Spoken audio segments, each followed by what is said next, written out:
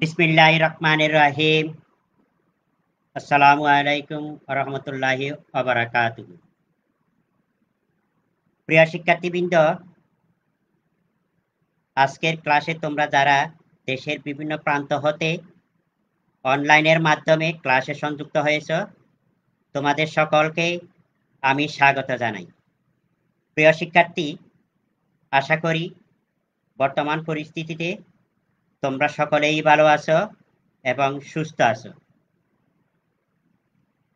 তো শিক্ষার্থীবৃন্দ, বরাবরের মতোই আমি আজকেও তোমাদের কম্পিউটার টেকনোলজি বিভাগের চতুর্থ পর্বের ডেটা কমিউনিকেশন সিস্টেম বিষয়টি নিয়ে হাজির হয়েছি। বিষয় কোড 66644। আজকেই ক্লাস পরিচালনা ও আমার পরিচয়। আমি প্রকৌশলী মোহাম্মদ আব্দুল সালাম চৌধুরী, চিফ ইন্সট্রাক্টর ও বিভাগীয় প্রধান, কম্পিউটার টেকনোলজি বিভাগ, চট্টগ্রাম পলিটেকনিক ইনস্টিটিউট। তো শিক্ষার্থীবৃন্দ, আজকের তারিখ বাংলা বৎসরের 12ই শ্রাবণ 1427 বঙ্গাব্দ, ইংরেজি বৎসরের 27 জুলাই 2020 খ্রিস্টাব্দ, রোজ সোমবার। আজকের ক্লাস নাম্বার 11 এবং অধ্যায় 10। আজকের আলোচ্য বিষয় নেটওয়ার্ক ইন্টারফেস কার্ড, যেটাকে সংক্ষেপে নিক কার্ড বলা হয়। শিক্ষার্থীবৃন্দ, আজকের অধ্যায়ের অর্থাৎ সিলেবাসের যে অধ্যায় আছে, তা আমরা বলতে গেলে প্রায় শেষ পর্যায়ে চলে এসেছি। আজকের আলোচনার বিষয়গুলো আমরা এই যে স্লাইডে যেগুলি দেখতে পাচ্ছ সেগুলি নিয়েই সাজিয়েছি। তো আজকের নেটওয়ার্ক ইন্টারফেস কার্ড নিয়ে আলোচনা করব। তো এটা আলোচনা করতে গেলেই আমরা কি কি শিখতে পারবো দেখে।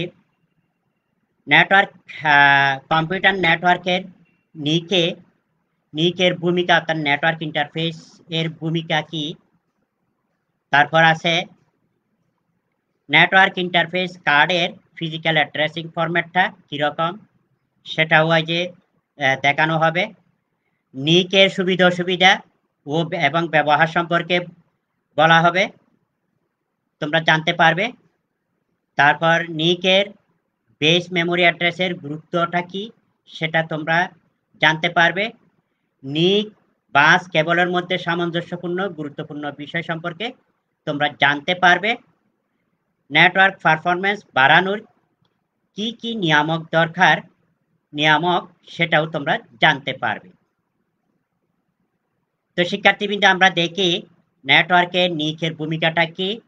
আসলেই আমরা যখন এক কম্পিউটারের সাথে আরেক কম্পিউটারে যদি সংযুক্ত করতে চাই, অথবা এক কম্পিউটারের সাথে যদি ইন্টারনেটের সাথে সংযুক্ত করতে চাই, তাহলে আমাদেরকে অবশ্যই একটা নিক কার্ড দরকার। এটি যদি এক কম্পিউটারের সাথে আরেক কম্পিউটার সংযোগ এবং ইন্টারনেট সংযোগ যদি নিতে চাই, তাহলে আমাদেরকে অবশ্যই একটি নিক কার্ড দরকার।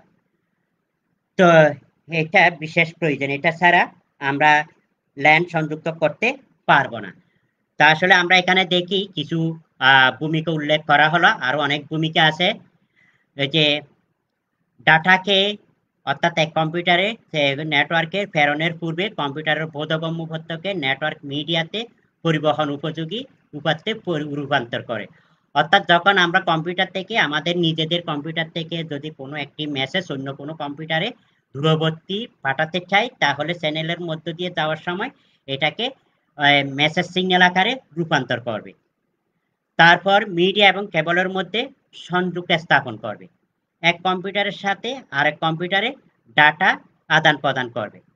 কেবল ও কম্পিউটারের মধ্যে বিনিময়কৃত উপাত্তের প্রবাহ কন্ট্রোল করবে। মিডিয়া অর্থাৎ বাইরের জগৎ থেকে আগত সিগন্যালকে গ্রহণ করবে এবং কম্পিউটারের উপযোগী, অর্থাৎ বাইরের থেকে যখন আসবে, এটা কেবলের মধ্যে দিয়ে আসে, এটা সিগন্যাল আকারেই আসে। যখন আমার কম্পিউটারে প্রবেশ করবে তখন এটা টেক্সট আকারে অথবা ভিডিও আকারে যেভাবে হয় সেভাবে, অর্থাৎ কম্পিউটারের উপযোগী হয়ে কনভার্ট হয়ে আমাদের কম্পিউটারে ফুটিয়ে তোলে। নেক্সট, তো দুই ধরনের নেটওয়ার্ক ইন্টারফেস কার্ড আছে, একটা হলো ইথারনেট আর একটা হলো ওয়্যারলেস। ইথারনেট নিট কার্ড যেটা, সেটাকে কম্পিউটারের সিস্টেম ইউনিটের ভিতরে মাদারবোর্ডে কিন্তু বসিয়ে দিতে হয়। পিসিআই স্লট আছে, পিসিআই স্লটে কিন্তু এই কার্ডটাকে বসিয়ে দিতে হয়। অর্থাৎ এই যে পিসিআই পেরিফেরালস কম্পোনেন্ট ইন্টারফেস নামক স্লট আছে, স্লটের মধ্যে বসাতে হয়। তো এখানে কিন্তু দুই ধরনের পোর্ট আছে। এই পোর্টটা দিয়ে কোয়াক্সিয়াল কেবল দিয়ে যদি আমরা করতে চাই তাহলে এই পোর্টটা ব্যবহার করব, আর ইউটিপি কেবল দিয়ে যদি ব্যবহার করতে চাই তাহলে আমরা এই পোর্টটাই ব্যবহার করব, এই পোর্টটাই আমরা ব্যবহার করব। আর এটা হচ্ছে কেবলের, এটা যদি আমরা ইউটিপি কেবল দিয়ে যদি এক কম্পিউটারের সাথে আরেক কম্পিউটার সংযুক্ত করতে চাই তাহলে এই কার্ডটাই ব্যবহার করব, এটাকে ওয়্যার্ড ল্যান কার্ড বলা হয়। আর এটা হচ্ছে ওয়্যারলেস, এখানে কিন্তু এই কার্ডটাও আমরা মাদারবোর্ডের পোর্টের মধ্যে বসাবো, এখানে কিন্তু কোনো কেবল দিয়ে সংযুক্ত করতে হয় না। এটা জাস্ট আমরা ওয়াইফাই এর সাহায্যে অর্থাৎ ওয়্যারলেসের সাহায্যে আমরা এক কম্পিউটারের সাথে আরেক কম্পিউটার সংযুক্ত করতে পারবো এবং ইন্টারনেটের সংযোগও নিতে পারবো। তো আমরা দেখি নেটওয়ার্ক ইন্টারফেস কার্ডের ব্যবহারের সুবিধা অসুবিধাটা কি। তা আসলে নেটওয়ার্ক ইন্টারফেস কার্ডের সুবিধা অসুবিধা হচ্ছে, প্রথমে আসি সুবিধাটা কি। কমিউনিকেশনের ক্ষেত্রে ইন্টারনেটের স্পিডটা একটু বেশি থাকে, অনেকটা একেবারে গিগাবাইটের কাছাকাছি। হাই রিলায়েবল কানেকশন, নির্ভরযোগ্য সংযোগ ব্যবস্থা। Many peripheral device can be connected using many port of network interface card. Network interface কার্ডের বিভিন্ন পোর্টগুলি ব্যবহার করে অনেকগুলি পেরিফেরাল ডিভাইস সংযুক্ত হতে পারে কম্পিউটারের সাথে। Bulk data can be shared among many user, অনেকগুলি ইউজারের সাথে বাল্ক ডাটা কি করতে পারে, শেয়ার করতে পারে। ডিসঅ্যাডভান্টেজ অর্থাৎ অসুবিধাটা কি, যে সমস্ত নিক কার্ড কেবলের সাহায্যে সংযুক্ত করতে হয় সেগুলির অসুবিধা হচ্ছে, আর যেগুলি কেবল ছাড়া সেগুলির মতো নড়াচড়া করা যায় না, এটা হলো অসুবিধা। আর the configuration should be proper for better communication, ভালো যোগাযোগের জন্য এটি আরো উন্নত মানের হওয়ার দরকার। ডাটা ইনসিকিউর, ডাটার নিরাপত্তাটা কম। অ্যাপ্লিকেশন অফ নিক কার্ডের ব্যবহার, তো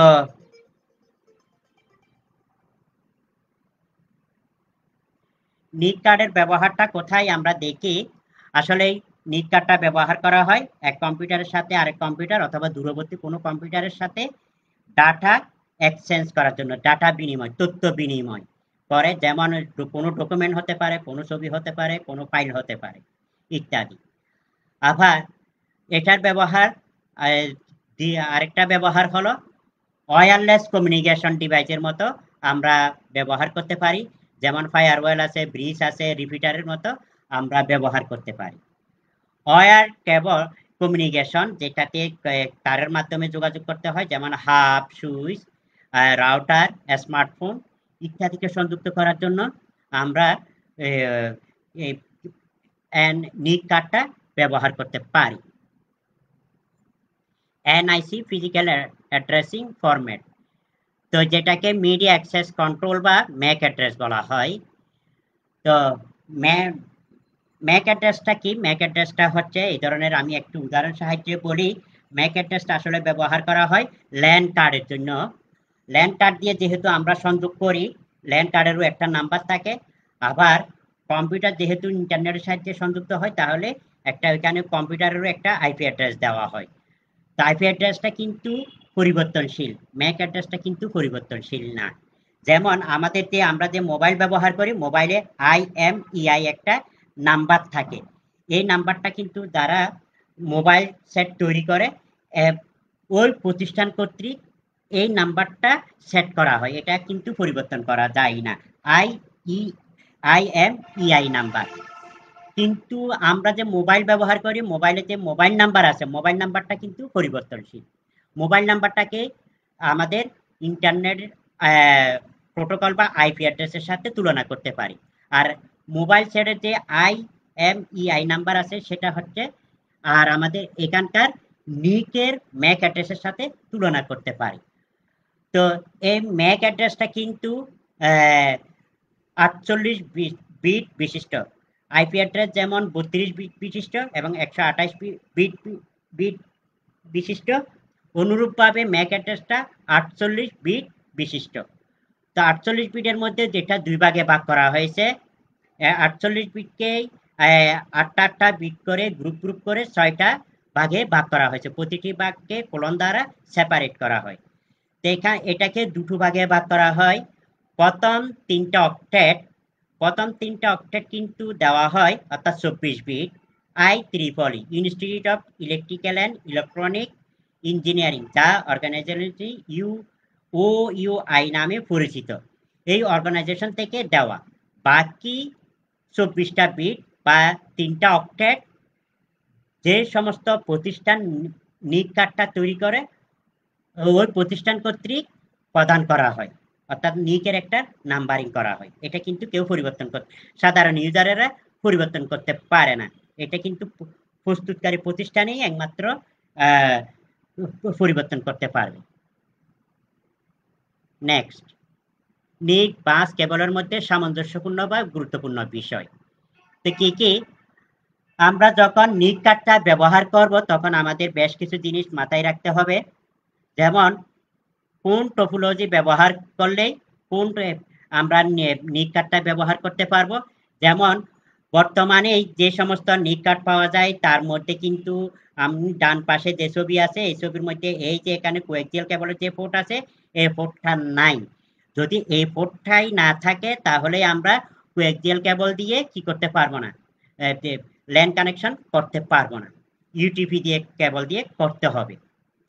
তো আবার যেমন এই সমস্ত কার্ড দিয়ে আমি অপটিক্যাল ফাইবার দিয়ে করতে পারবো না, আমাকে কনভার্টার ব্যবহার করতে হবে।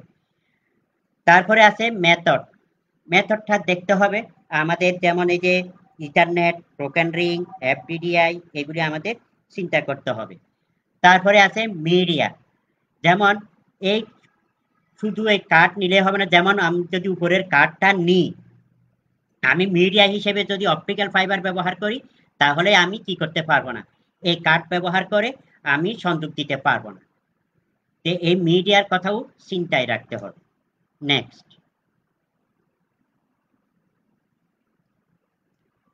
নিক কার্ড ব্যবহার করে নেটওয়ার্ক বাড়ানোর নিয়ামক। তো আমরা দেখি নিক কার্ড ব্যবহার করে নেটওয়ার্কের গতিকে কিভাবে বাড়ানো যায়। তো যেমন ডাইরেক্ট মেমোরি অ্যাক্সেস, তো এই পদ্ধতিতে কম্পিউটারকে মাইক্রোপ্রসেসরকে বাদ দিয়ে, অর্থাৎ উপাত্তকে সরাসরি নিক বাফারে হতে মেমোরিতে স্থানান্তর হয়। অর্থাৎ অনেক সময় দেখা যায় যে কি নিক কার্ডের যে ডিএমএ আছে, ডাইরেক্ট মেমোরি অ্যাক্সেস আছে, নিক কার্ড তার বাফার ব্যবহার করে মাইক্রোপ্রসেসর ব্যবহার না করে সরাসরি মেমোরিতে পৌঁছে দেয়। তো ফলে মাইক্রোপ্রসেসর অন্য কোনো কাজে সময় দিতে পারে, ফলে কম্পিউটারের গতিটা বৃদ্ধি পায়। শেয়ার অ্যাডাপ্টার মেমোরিটা কি? এই পদ্ধতিতে নিক মেমোরি শেয়ার করতে নিকের অর্থাৎ অ্যাডাপ্টারে, অর্থাৎ আমাদের যে নিক কার্ড আছে নিক কার্ডেও কিন্তু একটা মেমোরি আছে, এই নিক কার্ডেও একটা মেমোরি আছে, এই মেমোরিটাকেও আমাদের কম্পিউটার এটাকে ব্যবহার করতে পারে। তো এটাকে ব্যবহার করলে কম্পিউটারের নিজের মেমোরিটা ব্যবহার না করে যদি আমরা নিক কার্ডের মেমোরিটা ব্যবহার করি তাহলে আমার কি গতিটা বেড়ে যাবে। Share memory system, share memory সিস্টেমটাও একই উপরের প্রক্রিয়াকরণের জন্য। আমরা যদি প্রসেস করতে চাই, প্রসেস অবস্থায় নিক কার্ডে যে মেমোরি আছে ওই মেমোরিটা ইচ্ছা করলে ব্যবহার করতে পারি। তো এই জন্য কম্পিউটারের যে মেমোরি ওইটা অনেক সময় ফ্রি থাকে, তো ফ্রি থাকলে এটার গতি বেড়ে যাবে। বাস মাস্টারিং, বাস মাস্টারিংটা কি? এই পদ্ধতিতে নিক কম্পিউটার সিপিইউকে বাইপাস করে সাময়িকভাবে বাসের অর্থাৎ কম্পিউটার বাসের নিয়ন্ত্রণ গ্রহণ করে, উপাত্তকে সরাসরি কম্পিউটার সিস্টেমের মেমোরিতে স্থানান্তর করে। অর্থাৎ সিপিইউতে না দিয়ে অর্থাৎ সিপিইউতে না দিয়ে এই যে নিট কার্ডের যে বাস আছে ওই বাসটাকে ব্যবহার করা হয়, ফলে ব্যবহার করে সরাসরি মেমোরিতে ডাটাকে পৌঁছে দেওয়া হয়। তো ফলে কম্পিউটারের স্পিডটা অর্থাৎ নেটওয়ার্ক স্পিডটা বেড়ে যায়। র্যাম বাফারিং, র্যাম বাফারিংটা কি? অনেক সময় দেখা যায় নেটওয়ার্ক ইন্টারফেস কার্ডেও কিছু র্যাম চিপ থাকে, কম্পিউটার নিজের র্যামটা ব্যবহার করে এবং সেই সাথে যদি নিক কার্ডের যে র্যাম আছে ওই র্যামটাও যদি ব্যবহার করা হয়, তাহলে কম্পিউটারের যে মাদারবোর্ডের যে র্যাম আছে ওই র্যামটা ফ্রি থাকার ফলে এখানেও কিন্তু স্পিডটা বেড়ে যায়। অনবোর্ড মাইক্রোপ্রসেসর, তো নিক কার্ডেও একটা মাইক্রোপ্রসেসর থাকে ছোট্ট করে, এই মাইক্রোপ্রসেসরটা দিয়েও আমরা ইচ্ছা করলে প্রসেসিং করতে পারে কম্পিউটার। তো ফলে কম্পিউটারের যে নিজস্ব প্রসেসর আছে ওই প্রসেসরটা অন্য কোনো কাজে সময় দিতে পারে, ফলে এখানেও নেটওয়ার্কের স্পিডটা বেড়ে যায়। তো নেটওয়ার্ক পারফরমেন্স বাড়ানোর বিভিন্ন নিয়ামকগুলি এখানে আছে। তো বিভিন্ন টপোলজি আছে, টপোলজি চিন্তা করতে হবে কোন টপোলজি নিলেই আমরা নেটওয়ার্কের স্পিডটা আমরা বাড়াতে পারি, এবং সেই সাথে কোন প্রোটোকল ব্যবহার করলেই আমরা নেটওয়ার্কের স্পিডটা বাড়াতে পারি, যেমন টিসিপি, আইপি, নাকি নেটবুই, নাকি X.25, এই কোন প্রোটোকল ব্যবহার করলে আমরা নেটওয়ার্কের পারফরমেন্স বাড়াতে পারি সেটাও আমাদের মাথায় রাখতে হবে। মেথডটাও আমাদেরকে দেখতে হবে, যেমন এই যে ফাস্ট ইথারনেট মেথড, নাকি টোকেন রিং, নাকি আর্কনেট, নাকি এটিএম। তো এই সমস্ত মেথডগুলি আমাদের মাথায় রাখতে হবে। এবং কোন মিডিয়াটা ব্যবহার করলে আমাদের পারফরমেন্স বৃদ্ধি পাবে, যেমন কোয়াক্সিয়াল কেবল ব্যবহার করব, নাকি ইউটিপি কেবল ব্যবহার করব, নাকি অপটিক্যাল ফাইবার ব্যবহার করব, অথবা রেডিও ওয়েভ অথবা মাইক্রোওয়েভ স্যাটেলাইট ইত্যাদি ব্যবহার করব, এগুলি আমাদেরকে মাথায় রাখতে হবে নেটওয়ার্ক পারফরমেন্স বাড়ানোর ক্ষেত্রে। ট্রান্সমিশন মিডিয়ার বিভিন্ন বৈশিষ্ট্য আছে, বৈশিষ্ট্যের মধ্যে প্রথম হচ্ছে আছে কস্ট আছে। তা আমাদের খরচের যদি ট্রান্সমিশন মিডিয়া যদি ব্যবহার করতে চাই, তাহলে বিভিন্ন ধরনের ট্রান্সমিশন মিডিয়া আছে, যেমন আছে কোয়াক্সিয়াল কেবল, তারপর ইউটিপি কেবল, তারপর আছে অপটিক্যাল ফাইবার। কোনটার দাম বেশি এই দামটাও আমাদের মাথায় রাখতে হবে। ইনস্টলেশন রিকোয়ারমেন্ট, ইনস্টলেশন যদি করতে চাই সফটওয়্যারগুলি, তাহলে আমাদের অনেক সময় দক্ষ একজন নেটওয়ার্ক ইঞ্জিনিয়ার দরকার, আবার কিছু কিছু ক্ষেত্রে অতি সহজে করা যায়। তো সেক্ষেত্রে হয়তো দক্ষ ইঞ্জিনিয়ার না হলেও চলে। তো এই জিনিসটাও আমাদের ইনস্টলেশনের ইয়েটা মাথায় রাখতে হবে। এরপরে আছে ব্যান্ডউইথ, ট্রান্সমিশন মিডিয়া নির্বাচনের লক্ষ্যে কোন মিডিয়ার ব্যান্ডউইথ কত, তার সর্বোচ্চ এবং সর্বনিম্ন ফ্রিকোয়েন্সি সেটাও আমাদের দেখতে হবে, সেটাও আমাদের দেখার দরকার আছে, সেটাও আমাদের দেখতে হবে ব্যান্ডউইথের এদের বিষয়টা। অর্থাৎ ব্যান্ডউইথ বেশি হলে মিডিয়া দিয়ে বেশি পরিমাণে ডাটা ট্রান্সমিট করা যায় এবং কম হলে কম ডাটা ট্রান্সমিট হয়। ব্যান্ড ইউজেস, বেস ব্যান্ড না ব্রডব্যান্ড, যেমন বেস ব্যান্ড নিলে আমাদের ওই যে নেটওয়ার্কের স্পিডটা কম, ব্রডব্যান্ড নিলে নেটওয়ার্কের স্পিডটা বেশি। তারপরে আছে অ্যাটেনুয়েশন। তো ট্রান্সমিশন মিডিয়া কি পরিমাণ সূক্ষ্মতা এবং দক্ষতার সাথে এবং নির্ভরযোগ্যতার সাথে ডাটা ট্রান্সমিট করতে পারে, তার অ্যাটেনুয়েশনেরই কাজ। তারপরে আছে ইমিউনিটি ফরম ইলেকট্রোম্যাগনেটিক ইন্টারফারেন্স। তো অনেক সময় এই যে দেখা যায় ডাটা ট্রান্সমিশনের করার সময় বাইরের জগৎ থেকে নয়েজ সংযুক্ত হয়ে ডাটার নিরাপদ কতটুকু, অর্থাৎ ডাটা নষ্ট হয়ে যেতে পারে, সেদিকেও আমাদের খেয়াল রাখতে হবে। মিডিয়া বা মাধ্যম ভেদে নয়েজ কম বেশি হতে পারে, এটা আমাদের মিডিয়ার উপরই নির্ভর করে। যেমন অপটিক্যাল ফাইবার হলে এখানে ডাটার ক্ষতি হওয়ার সম্ভাবনাটা খুবই কম। আবার ইউটিপি কেবল কিংবা কোয়েক্সিয়াল কেবল হলে ডাটা নষ্ট হওয়ার সম্ভাবনা খুব বেশি। ইলেকট্রোম্যাগনেটিক ইন্টারফারেন্স, তো আমরা যখন এক জায়গা থেকে আরেক জায়গায় ডাটা পাঠাতে চাই, তাহলে দেখা যায় যে মিডিয়ার মধ্য দিয়ে যখন পাঠাই, সিগন্যাল ট্রান্সমিশন করি, তাহলে ওইখান সাথে কিছু নয়েজ বা সিগন্যাল মিশে আমাদের ডাটাগুলি ক্ষতিগ্রস্ত হয়। এটাকেই বলা হয় ইলেকট্রোম্যাগনেটিক ইন্টারফারেন্স। যেমন আমরা যখন রেডিওর মাধ্যমে, রেডিওর সাহায্যে যদি কোনো কিছু শুনি, তখন নিকটবর্তী পাশে যদি কোনো মোটর অথবা লাইটিনিং ইত্যাদি থাকে, তাহলে আমরা ওই যে রেডিওর যে মেসেজ ওটা ভালোভাবে শুনতে পাই না। অনেক সময় বিভিন্ন ধরনের আওয়াজ দেয়, যেটা আমরা বুঝতে পারি না। তো পরস্পর সন্নিহিত কেবলের ক্ষেত্রে বিভিন্ন ধরনের ইন্টারফারেন্স হচ্ছে ক্রসটক, অর্থাৎ আমরা যখন মোবাইলে কথা বলি, দেখা যায় কথা বলার সময় যে অন্য আরেকজনের কথা শোনা যাচ্ছে, আমি যার সাথে কথা বলতেছি উনি ব্যতীত অন্য আরেকজনের কথা এখানে শোনা যায়, এটাকে ক্রসটক বলা হয়। এই ধরনের সমস্যাগুলিকে ইলেকট্রোম্যাগনেটিক ইন্টারফারেন্স বলে। তো প্রিয় শিক্ষার্থীবৃন্দ, আজকে এইটুকু রেখে শেষ করতে চাই।